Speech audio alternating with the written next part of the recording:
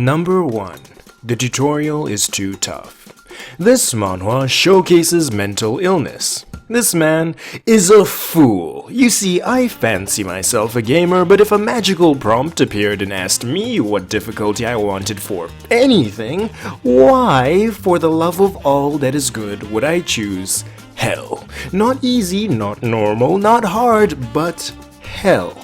Protag-kun is dumb enough to do that, and the story follows him as the only survivor in hell difficulty. He's not broken enough to beat it, and no one else is broken enough to survive at all, so he's stuck. And we get to laugh at him. I didn't mind reading this one. It was alright.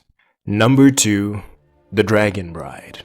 Officer, this man right here. I'm an understanding guy, and I disagree with how high some countries have their ages of consent, but jeez, you cannot expect me to go in with an open mind when the female lead looks like this, and the male lead looks like this when they first meet.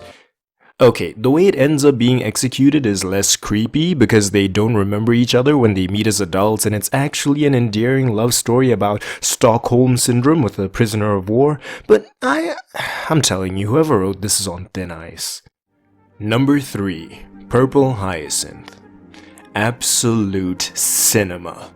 If I've ever read a webtoon with that aura stuff the kids these days keep talking about, this would have to be it. A down-on-her-luck former detective teams up with the capital's most notorious assassin because she wants revenge and he wants out. I haven't seen too much yet, but I think this takes the romance route, and after looking at this guy, I can understand why. Number 4. Tower of God.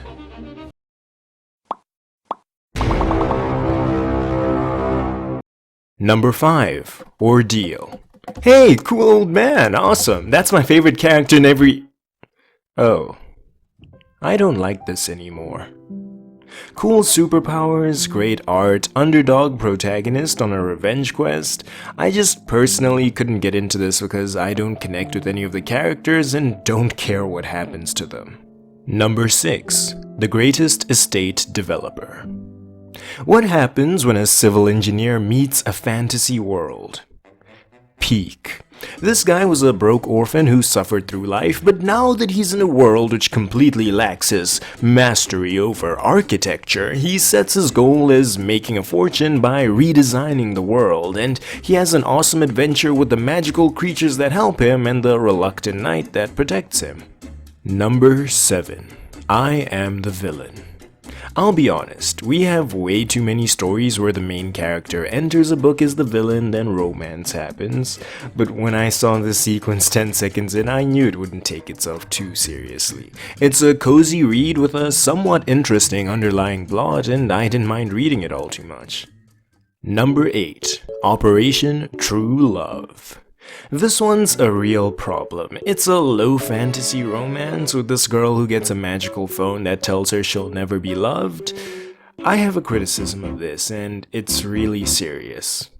The main love interests are way too perfect. How am I supposed to root for one of them if it means the other gets his heart broken?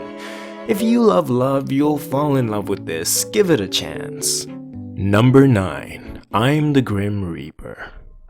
Unfunny jokes aside, this provides an interesting look at the concept of morality, and whether right or wrong can be objectively determined using the abstract standards we, as humans, have set for ourselves.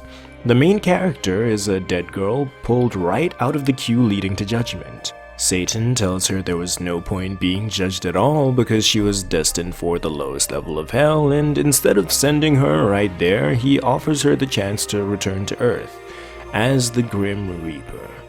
She has no idea what sins people have committed, but knows that if they have an X on their chest, they're on the list, and if she goes one day without sending one to the afterlife, her time among the living is over.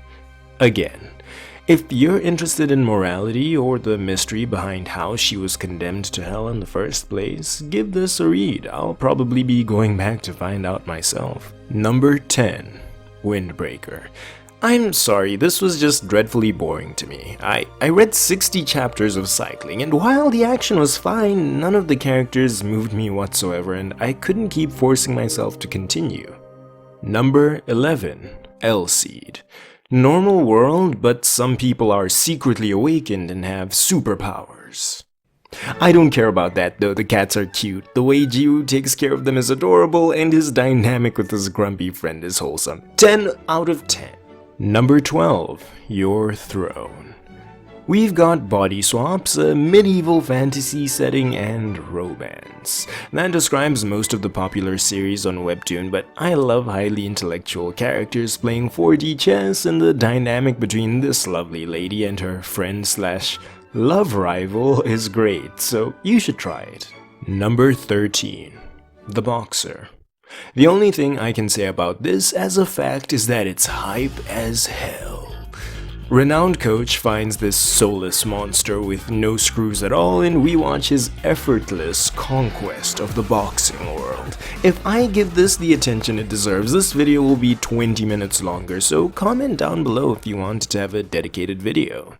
For now, this made me feel some type of way I don't know if I want to feel again. Number 14. Homesick.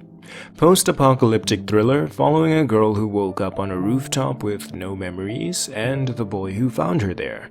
It's genuinely very good, but takes so long to get going. I honestly doubt I would have read long enough to enjoy it if I wasn't forcing myself.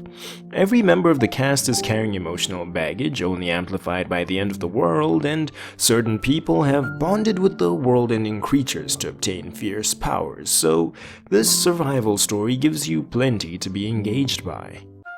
Number 15. Surviving the game as a barbarian. I added this one to the list myself because 16 is funnier than 15. Bro plays a video game, then gets sucked into the video game. I got 2 chapters in, that's all I got. Number 16. Ember Knight. Ember Knight single-handedly delayed this video because I couldn't stop after just 10 chapters. This is the best one I read. I hate whoever recommended it, and I foresee myself reading the prequel in the near future. It's about this pair of twins. One is the village outcast and the other is a famed genius around the country. Outcast kills his brother and takes over his life. Except he kills him because he was forced to, and he's too weak to actually pass for his brother, so he uses his 9 million IQ gigabrain to become king from One Punch Man and deceive people the entire story, as he slowly picks up enough tricks to be able to fend for himself as he plots his revenge. It's more amazing than I make it sound. Go read it while I'm asking nicely.